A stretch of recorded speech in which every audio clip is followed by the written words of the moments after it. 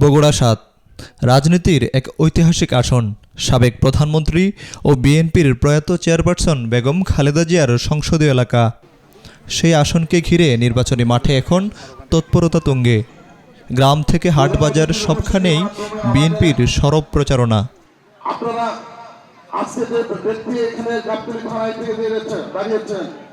বগুড়ার গাবতলী সুকানপুকুর এলাকার ২৮ গ্রাম। এখানকার সনাতনী সম্প্রদায়ের দিনব্যাপী কীর্তন ও সমাবেশে যোগ দেন বিএনপি প্রার্থী মোর্শেদ মিল্টন। ভোটারদের সঙ্গে কুশল বিনিময় করে ভোট চান ধানের শীষে।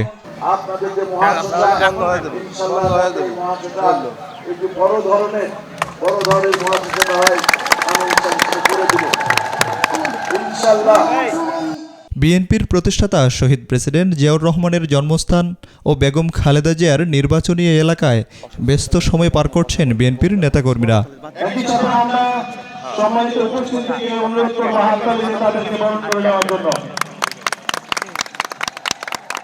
গ্রামে গঞ্জে চলছে ধানের শীষের প্রচারণা। উঠান বৈঠকের মাধ্যমে ভোটারদের কাছে পৌঁছাচ্ছেন প্রার্থী ও দলের নেতাকর্মীরা। বৈঠকগুলোতে অংশ নেন স্থানীয় কৃষক, শ্রমজীবী মানুষ, নারী ও তরুণরা।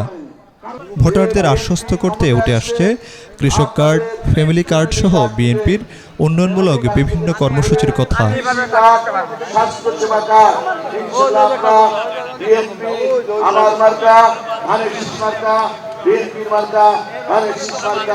সেই মার্কা ইনশাআল্লাহ আপনারা ভোট দিয়ে জয়যুক্ত করে দিবেন। ইনশাআল্লাহ এই এলাকার যে সমস্ত সমস্যা আছে ইনশাআল্লাহ আমি সমাধান করে দিব। মেসেজ হলো ভয় নয়, বিশ্বাস। আপনারা ভয় করবেন না, আপনারা বিশ্বাস রাখেন। আমাদের বন্ধুবর মিল্টন সাহেব, তিনি গাবতলী এবং শাহজাহানপুরের জনমানুষের নেতা, আপনাদের সাথে সব সময় আছে, তাকে ভয় পাওয়ার কিছু নাই। আপনারা সকাল সকাল সেন্টারে আসবেন, আপনাদের সর্বোচ্চ নিরাপত্তা দেওয়ার দায়িত্ব আমাদের সবার। আপনারা সুন্দরভাবে আপনারা ভোট দেবেন। এখানে একটা কথা মনে রাখবেন, সারা বাংলাদেশে বিএনপিকে জোয়ার উঠেছে, ইনশাআল্লাহ বিএনপি সরকার গঠন করবে। শুধু দিনে নয়, রাতেও থেমে নেই প্রচারণা। গ্রামে গ্রামে সভা, উঠান বৈঠক আর গণসংযোগের মাধ্যমে ভোটারদের কাছে পৌঁছাচ্ছেন প্রার্থী ও বিএনপির নেতাকর্মীরা।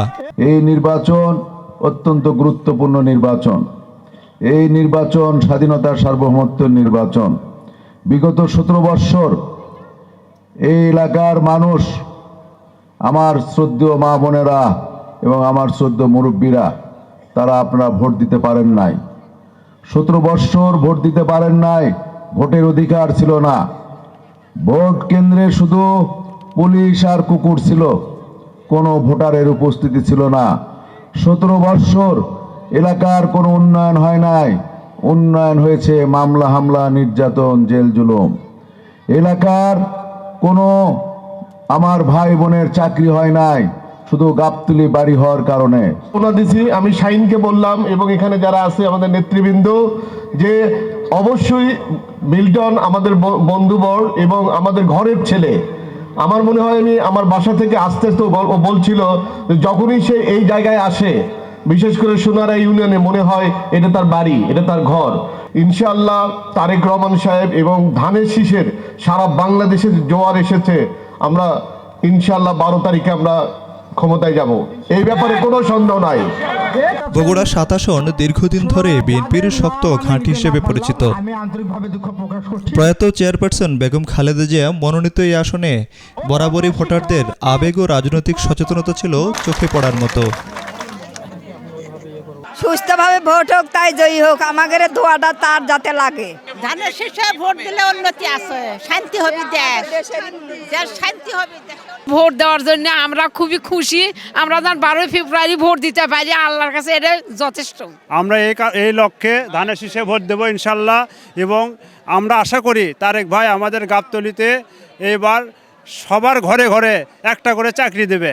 আমরা গাবতলীর মানুষ উন্নয়নের দিক দিয়ে অনেক পিছিয়ে আছি। আমরা যাচ্ছি যে দেশের প্রধানমন্ত্রী তো তারেক জিয়া হবে, তার মাধ্যমে এই বগুড়া তথা গাবতলী সারা বাংলাদেশের উন্নয়ন হবে, এটাই আমাদের সাধারণ জনগণের প্রত্যাশা। গাবতলী শাহজাহানপুর নিয়ে ঐতিহাসিক এই আসনে সরব উপস্থিতি বিএনপির।